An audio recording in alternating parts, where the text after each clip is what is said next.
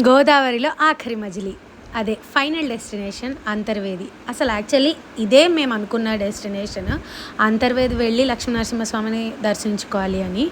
అయితే దానికి వెళ్ళే దారిలో ఈ అయినవిల్లి ఇవన్నీ తిరుగుతూ అయితే వెళ్ళాము. ఆ వ్లాగ్స్ కూడా ఉన్నాయి ఛానల్లో, అవి కూడా చూడండి. మరి అంతర్వేదిలో లక్ష్మీనరసింహస్వామి దర్శనం అయితే చాలా బాగా అయింది. ఇక్కడ నాకు ఇంటర్మీడియట్ ఫ్రెండ్ ఇంకా మా సార్ అందరూ కనిపించారు. చాలా హ్యాపీగా అనిపించింది. అండ్ ఇక్కడ సుదర్శన హోమం ఇంకా కళ్యాణం ఎప్పుడూ జరుగుతూనే ఉంటాయి. అండ్ గుడి ఆర్కిటెక్చర్ అయితే భలే నచ్చింది నాకు. అగస్త్య బోర్లా పడుతున్నాడు అని వీడియో పెట్టాను కదా, సో అక్కడ గుడిలో నీడ వచ్చిన ప్లేస్లో ఇలా పడుకోబెట్టామన్నమాట, పడతాడేమో అని చూసాము. కానీ కొంచెం వేడిగా ఉంది, ఇంక అందుకే వెంటనే తీసేసాము.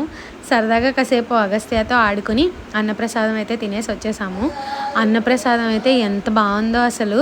నాకు గుళ్ళో ప్రసాదాలు తినడం అంటే చాలా ఇష్టం. పులిహోర, బూరి, పప్పు, ఇంకా క్యాలీఫ్లవర్ కూర, లాస్ట్గా సాంబార్, ఇంకా వేడివేడి అన్నం. మేము 7:38 ఆ ప్రాంతంలో బయలుదేరాము. అయితే ఫస్ట్ అయిన వెళ్ళి నెక్స్ట్ కడలి అనే ఒక ప్లేస్, అది కపోతేశ్వర స్వామి, అక్కడికి. అండ్ లాస్ట్గా అంతర్వేది.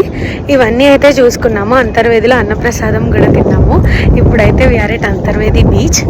అంటే ఇక్కడ గోదావరి అండ్ బీచ్ కలుస్తాయట.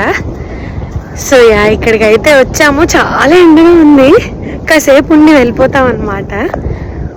చూడండి మీరు కూడా వ్లాగ్స్ అన్నీ చూడండి, సబ్స్క్రైబ్ చేసుకోండి, లైక్ చేయండి, షేర్ చేయండి. బాయ్.